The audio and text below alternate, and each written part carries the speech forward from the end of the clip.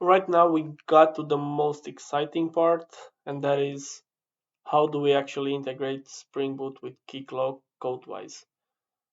So since you first saw that demo project being created, I added some configurations.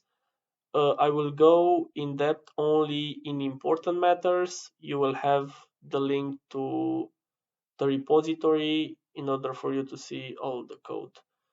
What I did was to add some new dependencies like Spring Boot Starter Security, some more two dependencies, maybe the most important one, the Keycloak Spring Boot Starter one. Also added some configurations at application.yaml file level, so these ones will help us to connect with Keycloak. The client ID, I took it from Keycloak, from the clients right here. As you can see, the client secret, I got it from here. Scope is OpenID, authorization grant type is authorization code. The issuer URI, I got it from realm settings, OpenID endpoint configurations, and you can see that it's really the first one. It's the one from here. Okay. At sec we are having some configurations at security level. These are pretty important. So as you can see, I enabled methods. I used the annotation enable method security in order for us to be able to use roles allowed at a later point when creating endpoints. What I did was this. So basically, this is the point in which configurations, maybe the most important configurations are. So these 33, 34, 35, so these three lines basically represent the fact that the application will let only authenticated users to see endpoints that does not require a specific role. As for these other three lines, so these are configurations that were added by us, so we overwritten them actually, and I'll also tell you why we did this and how.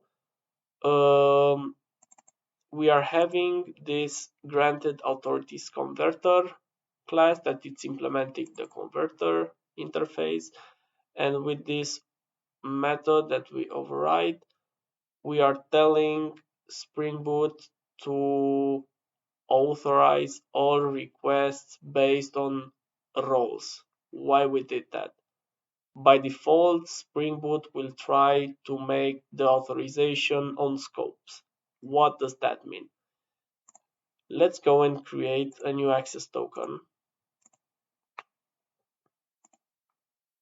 Let's get it, and let's go to jvt.io.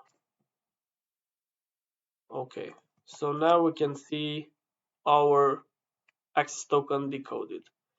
As you can see, the roles we are having, so we logged in, we created an access token for the HP hogarth.com. So we are having the roles in here. As you can remember, for this user, we set the role user. We are seeing it in here.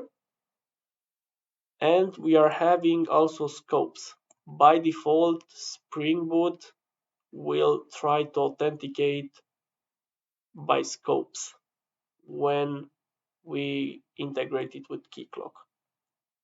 You can see that we are having realm access and roles. So basically, this chunk of code in here will go and get the claims from there and put a role before them also. Yeah, maybe this is not that important, but the idea is that we are from realm access, we are getting the roles and we are doing the authentication by that. So we are getting this class and we are creating in here a JVT authentication converter, which we later added in here in the auth2 resource server configuration.